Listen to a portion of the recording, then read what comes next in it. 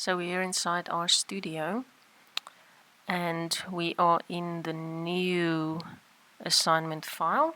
So this is in Moodle. You can download it from there, assignment B, and then save it in the same folder where you saved your all the other files. Also in the download file where you get assignment B, there's again the sample rows.rds document. Just download this new one, replace your old one with this one, so that we know that everybody now has the same file, and hopefully we'll have fewer problems with it. This time around we are just quickly going to use it in the first lines of code to create your mySample object again. So that's what's happening here in the first code chunk. So again, provide the libraries. So remember to run your libraries every time you start a session, and then you run these lines. It's the same lines as before from assignment A.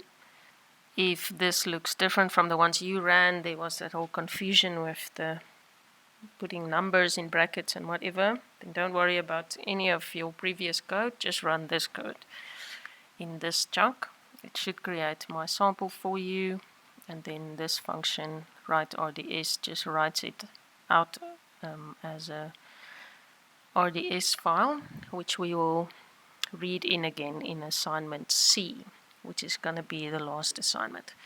So just run this, and then we move on to section 4. So the outcomes of this section is to specify the resampling procedure to determine the sampling distribution of a mean, to describe and implement the bootstrap, and to calculate the 95% confidence interval for the difference in two means. So at this point, I just have to remind you of something that Gian has probably been saying in the lectures, and that is that there's sort of different kinds of statistics, these bigger streams of statistics, and what you are being taught in these lectures, a large part of it is the specific stream of what we call resampling statistics. And so when you read papers, for example, and you look specifically at the kinds of statistics that people are doing, I'm not sure that you're going to see resampling statistics all that often, but there are specific fields or specific types of analysis where resampling statistics works really well. And I think Gian maybe did talk about this as well, but why it is not a bad approach to teach an honors class like you guys resampling statistics is because it demonstrates a few sort of general principles of statistics quite well.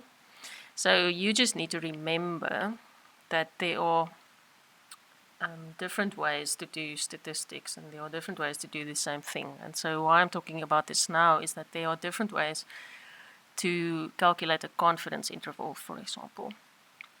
And so the way that we're going to do it in this block, using resampling statistics, is actually probably not the main way in which people do it when you read papers and they report a 95% confidence interval.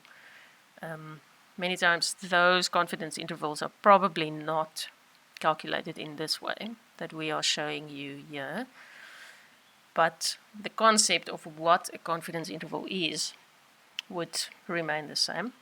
And this way of calculating a confidence interval, like I said, does demonstrate some principles of statistics quite neatly, actually. But as far as I know, you will be required to calculate confidence intervals in this way, this resampling way, but also in the more traditional way, which is just a formula. It's basically just you plug values into a formula. And I think in your lectures you would have come across that formula by now. I think so, I'm not sure. But if you haven't, you will still. So just to keep that in mind, for the exam you have to know both ways to calculate the confidence interval. They are linked to each other. The concept is the same, but the actual calculation and probably the specific values that you get for the confidence interval will differ. Okay, but so the confidence interval that we are going to calculate over here is just going to be using the resampling procedure.